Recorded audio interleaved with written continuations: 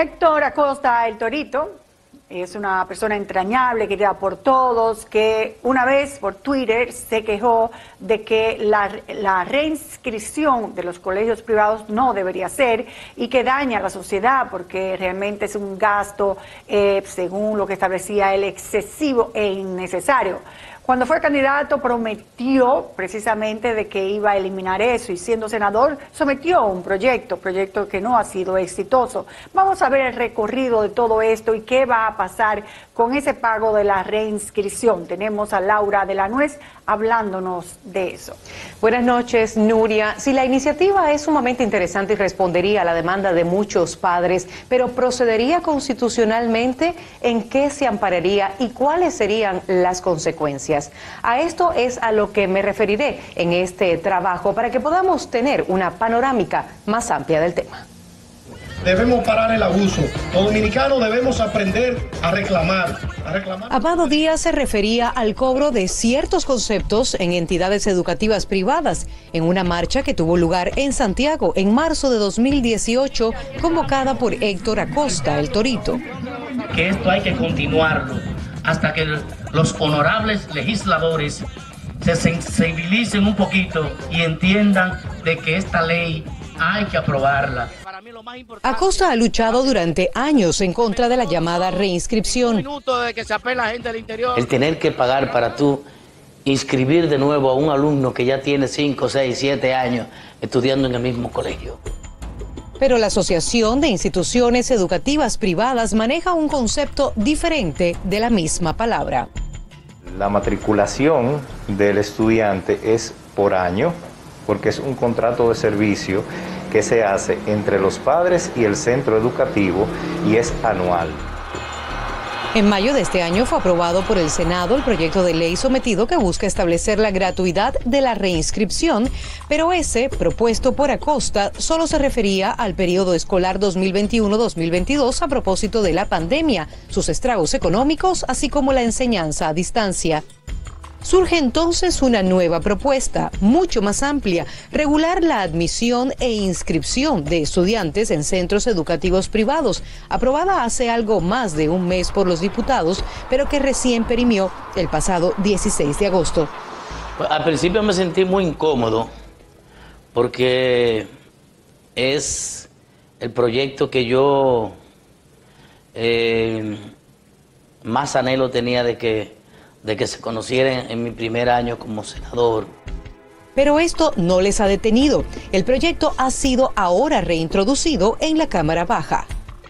No tengo mucha prisa porque lo importante es que se apruebe mañana, pasado, en una semana, pero que se logre un proyecto de ley que verdaderamente los dominicanos se sientan conformes, porque es por la familia dominicana que estamos haciendo este proyecto, por el abuso que se está cometiendo con el bolsillo de los dominicanos.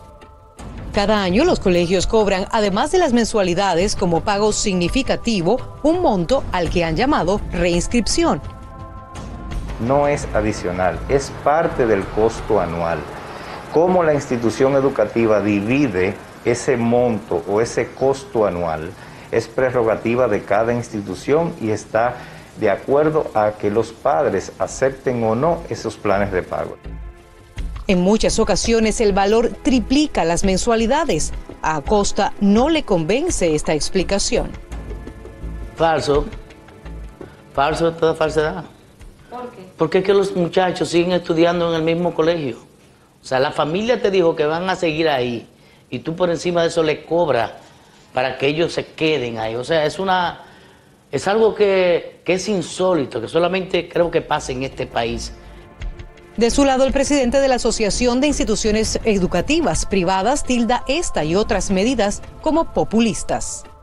Que toman medidas populistas para limitar el ingreso de esas instituciones. ¿Y a dónde va a ir directamente eso relacionado? A que va a bajar la calidad.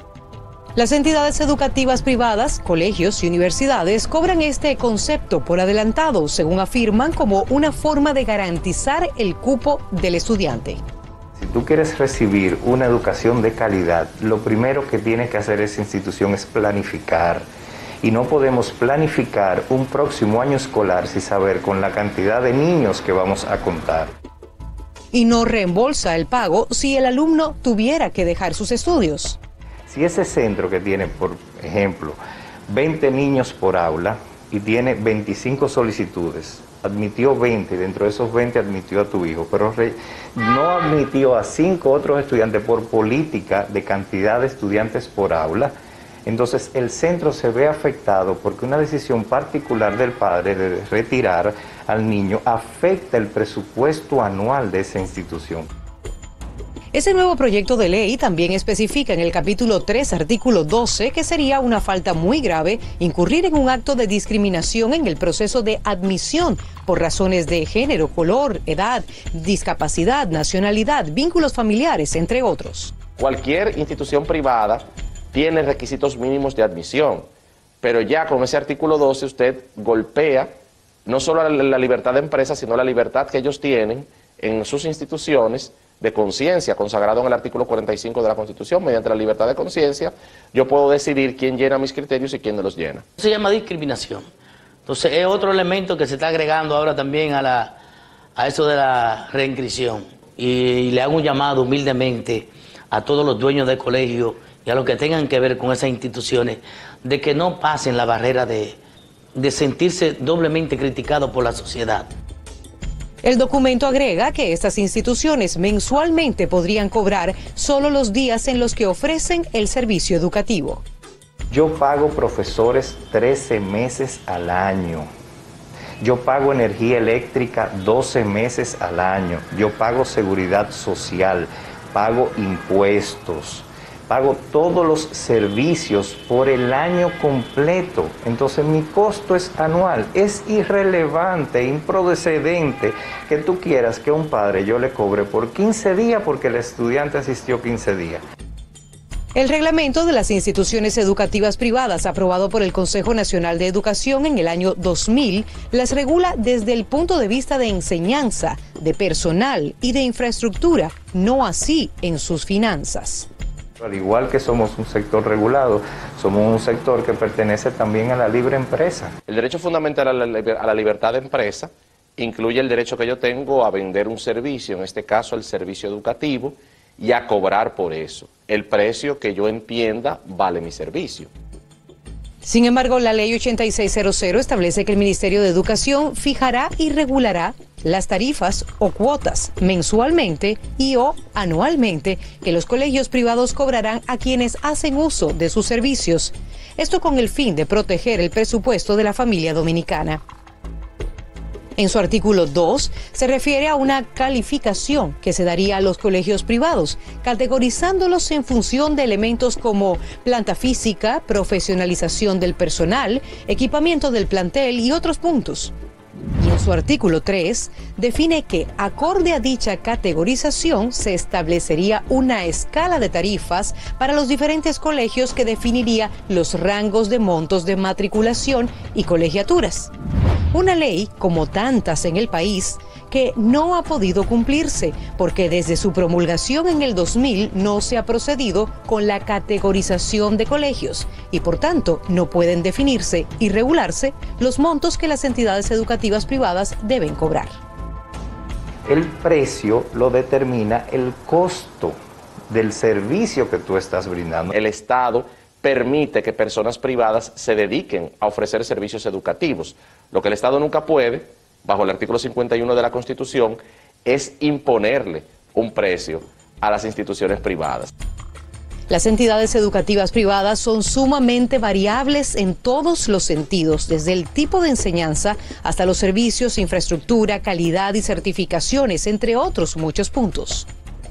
Calidad de los profesores, materiales que utilizamos, tecnología, programas internacionales a los cuales nos adherimos. Pero eso es una opción del padre, optar por esos centros educativos que tienen una calidad específica y tú estás dispuesto a pagar por ese servicio que te van a brindar. En el país hay más de 3.500 colegios privados con muy variadas opciones de precios. Ciudadano que entiende que no puede pagar el colegio A, tiene la opción del colegio B, sino el colegio C, sino el colegio D, hasta el colegio Z. O sea, realmente No existe un monopolio de la educación en la República Dominicana.